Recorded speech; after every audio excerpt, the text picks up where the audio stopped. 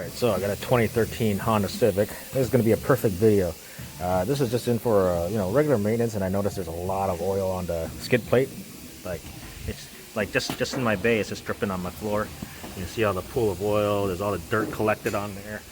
You know, the bottom skid plate's all soaked. Turn on the light. It's eating away the engine mount here, right? Let me show you where it's coming from. It's very common on these 8th gen and 9th gen Civics. I just had to flip my camera around so I can stick my camera in here just to show you where this oil leak is. Very common. These breather plates like to leak oil, and you just got to reseal it because everything up there is dry, and then everything on the other side is all dry. So we just got to unbolt that breather plate, pop it out, clean off all the silicone, reseal it, stick it back in. So that's where it's leaking from. Very common. So now I just gotta wait for the customer's approval for, he's also got front brakes because, it's getting close to the squealer tabs. So just waiting on that engine mount and then resealing that breather plate. So I'll bring you guys back when everything gets approved. All right, so the advisor has sold the job. I am just waiting for him to add the lines on the work order so I can get parts. So I should get started, but I just want to show you up here. It's like everything's nice and clean. Like here, usually I would check the cam plug because it's leaking from the top. The valve cover gasket's not leaking. The cam plug in the back, usually you see oil leaking down there, but it's all good. So the usual suspect is that breather plate in the back, and a lot of times they leak. So I'm gonna take the skid plate off and everything and try to salvage as much of the skid plate as I can and clean off all that oil. And then, douche everything down before I take that breather plate out. And then, make sure I get rid of all that oil before I pop that plate out on the back. You don't have to take the intake manifold out. This one on the 9th gen is a lot easier to get at than the 8th gen because you got the power steering pump in the way in the back there. So, yeah, this one is technically the easier one to do with no hydraulic power steering. All right, so first thing I'm going to do is I'm going to douche everything down and get rid of all that oil so I'm not soaking my arms and everything in oil. You might notice I got a bunch of parts on my bench. That's just from the head gasket on the CRV hybrid that I'm doing. Still waiting for the cylinder head to come. We actually pushed the car out and then pushed into that bay back there underneath the other car that needs an engine as well. But yeah, I'm gonna start by douching everything down. I got my pan to collect all the oil, dirt, brake clean, whatever. Show you what to remove to get decent access to that plate.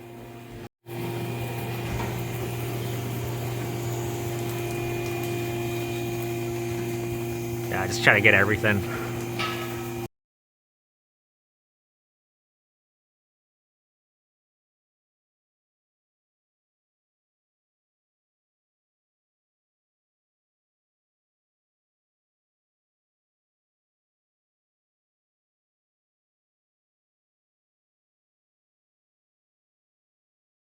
Okay, so everything's all nice and clean, kind of. Still maybe some leftover around some areas, but we're gonna remove this engine mount. There's a bracket underneath the intake manifold we're gonna remove. And then, I think we can just get at it. I think the hard part is trying to get that one bolt at the top left corner. But, benefits if you have small hands like me to fit in there. So, yeah, let's get at it.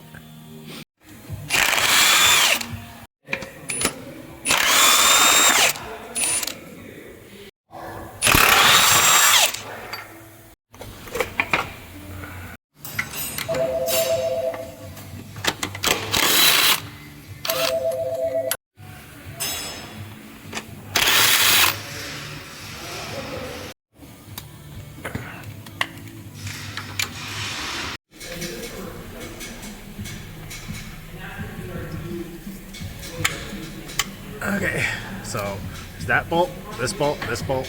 There's 3 more over this side, and then we're just gonna pop this plate off.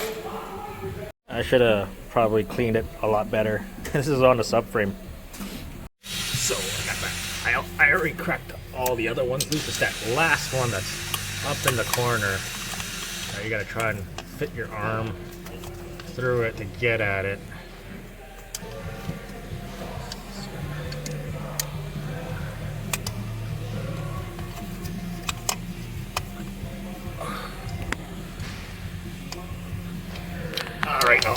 I gotta move you guys. I gotta try and get. So I got all the bolts out. You can see it's starting to leak out.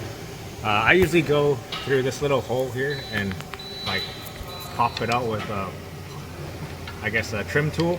Usually they're not hard to get off. They come off really easily and they just like right off. It doesn't take much. Oh, I guess it already came off. So that's what that looks like. So it doesn't. The silicone isn't. It's like it's kind of like a timing cover leak where they seal it, but it still leaks because I guess there's still oil residue and it doesn't stick. So that's what that is. So I'm gonna pull that out. I'm gonna clean the surface on the block side, and then re-silicone that. Okay, so let me show you why it leaks. So you see all that silicone stuck on there, right? There's a lot of silicone on this plate, right? But if you look in there, nothing adhered to the block. None of that silicone. See, it's nice and clean. Nothing adhered around. Maybe a little bit up there, but other than that, everything is just nice and clean because whoever installed it didn't clean it properly, and the silicone doesn't stick to the block, so that's why it's leaking. But yeah, that just makes everything easier for me to clean because there's not much on there for me to clean. I just gotta clean off the plate and then make sure there's no oil residue on that surface of the block before I stick it in. Okay, so got everything in there clean, like the surface and everything, right? One thing you want to do is get a rag, get some brake clean, and see if you can soak up any kind of oil residue that's in there so it doesn't dribble out while you're trying to seal it. That way the surface is nice and dry without any oil residue in it, so it prevents it from leaking. But just make sure all your surfaces is all nice and clean around there, and then clean the plate, and then you're just going to put a bead of silicone around the outside of the perimeter of that plate. Oh, you guys are too close. There you go. Yeah. So I'm gonna put silicone on it, slap it on, and then get like 2 bolts to line up the holes for it, and then start bolting it back on. And if you're wondering how much silicone I use, that's basically how much silicone I use. Not a huge thick layer, but just enough to cover the sealing surfaces that are gonna seal the oil in. So yeah, anyways, stick this in the block. Got it stuck on there right now. Just make sure you don't catch any of your silicone on any of the parts going in. And then right now it's just stuck there. I just gotta thread in some of the bolts in, and then yeah, just tighten it down. So yeah, anyways, everything's put back in. I'm just cleaning the skid plate and everything. Make sure everything on the block is all clean, so next time when it comes back for a re-inspection, just to make sure there's no other oil leaks that we gotta fix. And then yeah, but just because we're done today doesn't mean this job is completely done. You still gotta make sure that there's no other oil leaks. That way the customer can have that peace of mind that there's no more leaks and everything's all clean, right? But yeah. But anyway, if someone was asking about an update about my 4Runner that has an oil leak, so I took it to the dealership a couple of days ago. Guess what they said? It's just sweating. It's not really an oil leak. They cleaned it off and then they gave it back to me and said no fault found. So I went to the assistant manager and then I showed him the video I had about the oil leak, and it's like when I run my finger along the bottom, because where it's leaking is usually where it's like nice and clean because the oil's washing all the dirt. They said that there was only a little bit of dirt on the top part, which that's not where the leak is. And I showed him the video and he was like, oh, I apologize, they cleaned it, so if it's leaking again, bring it back, we'll re-inspect it, and then yeah, if it is definitely leaking, we're gonna order the parts for you. So yeah, if I didn't have that video to show him that, how are you gonna prove it, right? Because they cleaned it, right? And the advisor in the driveway when they were checking my car, and I was like, I can show you the oil leak. It's like you know, so it takes the guesswork out of the technician. But she didn't even want to get out of her seat to even take a look.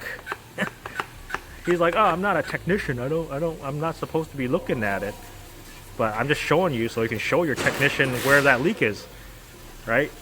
But yeah, good thing I had that video to show the manager there where that leak is before. Like, even though they cleaned it, like when we went to the car, they cleaned it. Like, there's no oil leak now.